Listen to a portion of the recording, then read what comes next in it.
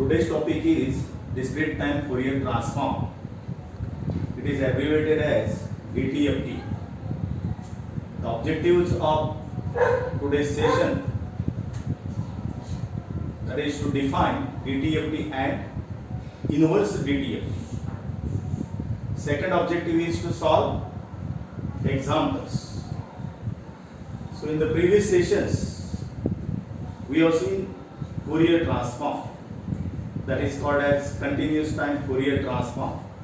It is related to a periodic continuous time signal. Now just see the equation for CTFT. X of omega, that is equals to minus infinity to plus infinity. X of t e raised to minus j omega t dt. Let it be equation number 1. Now using this equation, so this xt is a CT aperiodic signal. CT aperiodic signal. Okay. Now DTFT means what? Discrete time Fourier transform. This Fourier transform is useful for discrete time signal. So here, instead of this xt, which is the CT aperiodic signal, we are using the discrete time signal. So in the transformation, just see how we transform this CTFT. This is CTFT, continuous time Fourier transform. Now we see discrete time Fourier transform.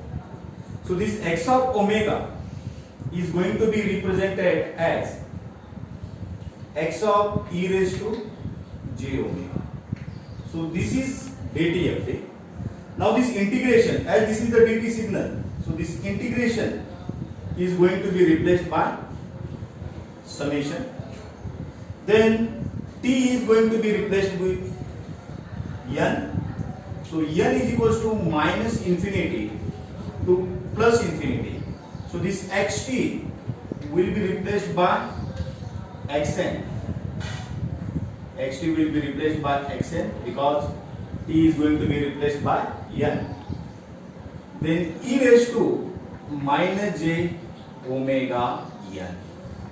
So no integration, this is the summation, so there is no dt. So this is the equation number 2. So this is the equation of discrete time Fourier transform. Now this is the equation of dt. Now xn is the dt signal, that is discrete time signal, right? So this is the definition of dt. Now we see the equation of inverse DTFT. Okay. Again, the inverse DTFT is spanning in between 0 to 2 pi. So inverse DTFT, that is I DTFT. Inverse DTFT is equals to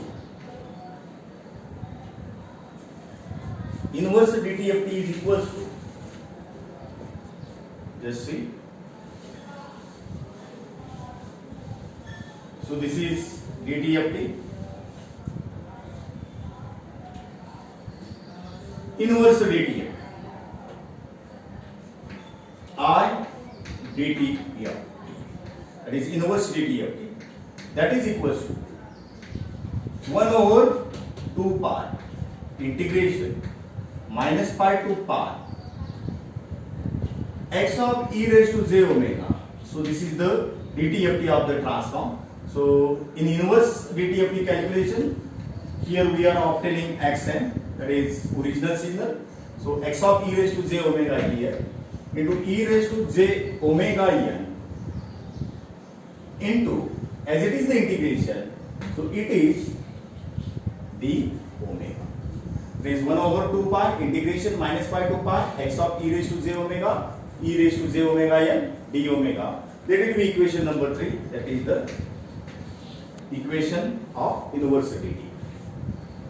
Now we'll see the relationship between the DTFT, that is discrete time Fourier transform, and Z transform.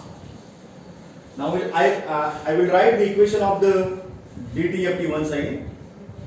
X of e raised to j omega is equals to summation n is equals to minus infinity to plus infinity x of n into e raised to minus j omega n. Let it be equation number 1. Now we are going to see here, that is relationship between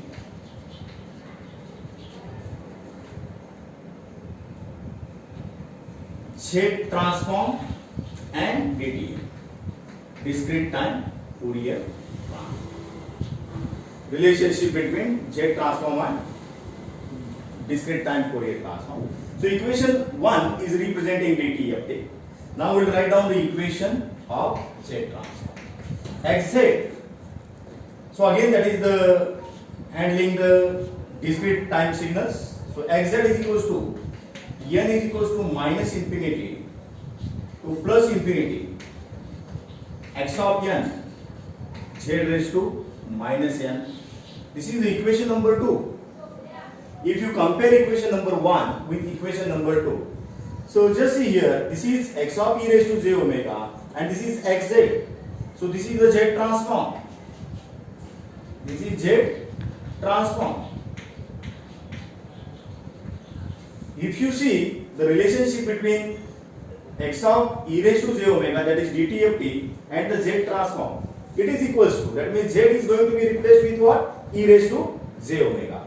That means when xz at z is equals to e raised to j omega, that is nothing but the DTFT. So if you put in place of z e raised to j omega, now we will put that is equals to x of e raised to j omega. So that is nothing but the DTFT summation n is equals to minus infinity to plus infinity x of n as it is. So this z is going to be replaced with what? E raised to j omega. So e raised to minus j omega n. So minus sign as it is, n as it is, and e raised to j omega z is going to be replaced. This is equation number 3. So the relationship between the Z transform and DTFT is simply replace e raised to j omega with z or replace z with e raised to j omega. Right? So this is the relationship between ZT and DTFT. Now we will find out certain, we'll solve certain examples related to DTFT. Now this is the equation I am going to keep here as it is. So this is the equation of the DTFT. X of e raised to j omega is equals to summation n is equals to minus infinity to plus infinity xn e raised to minus j omega n. Now one more identity that we require, or you can say the geometric progression. Just see here. So this is the geometric progression.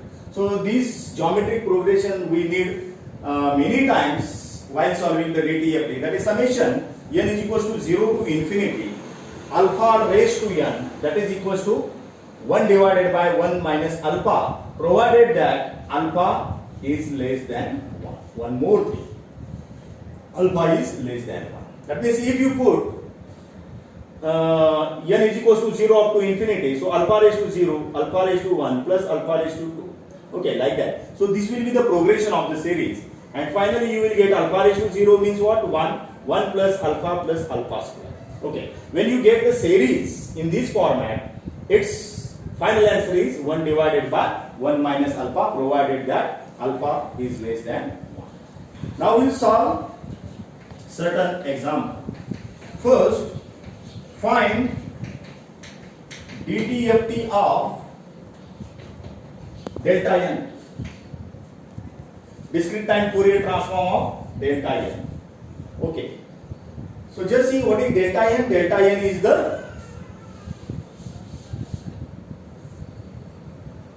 delta n is the signal, that is the impulse signal. dn is equals to 1 for n is equals to 0. It is equals to 0, it's here. So that is the dn. Now we know the equation of the DTFT. Put the value of dn there, which is available for n is equals to 0 only. So just see here, that is equals to summation n is equals to minus infinity to plus infinity delta n into e raised to minus j omega n. Then dn is equals to 1 for n is equals to 0. So it is existing only for n is equals to 0. So no summation. So that is equals to, that is x of e raised to j omega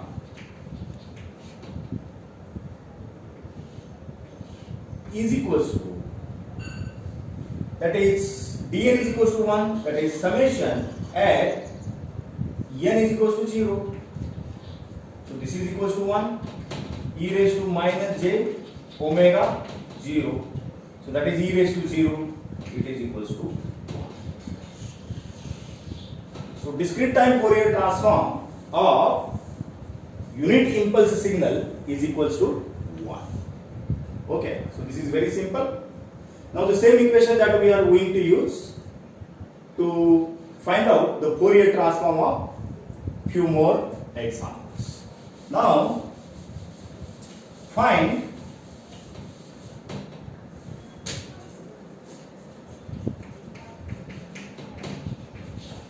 DTFT, discrete time Fourier transform of delta n plus 3 minus delta n minus 3. Just see here, delta n plus 3 and delta n minus 3 DTFT. Okay, what is delta n plus 3? Delta n plus 3 is equals to 1 for n is equals to minus 3, and delta n minus 3 is equals to 1 for n is equals to 3. Okay, delta n plus 3 is equals to 1 for n is equals to minus 3, and delta n minus 3 is equals to 1 for n is equals to 3. That means summation is only available. So in first case, summation n is equals to minus infinity to plus infinity, that is x of e raised to j omega, that is equals to, so delta n plus 3 minus delta n minus 3 whole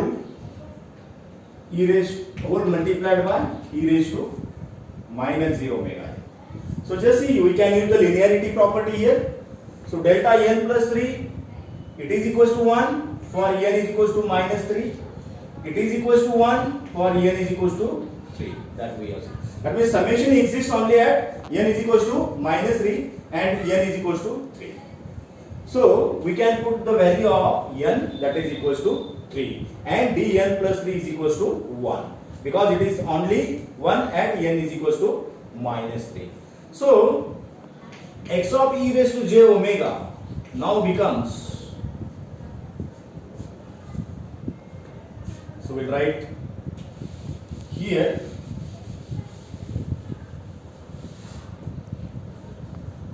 x of e raised to j omega is now, just see here, now we will put n is equals to minus 3, so e raised to j 3 omega minus sign, again this is equals to 1 at n is equals to 3, if you put 3 here, so minus 3 j omega, so minus sign as it is, e raised to minus j 3 omega. So this is the discrete time Fourier transform of delta n plus 3 minus delta n minus 3. So this is enough for today's session. Thank you.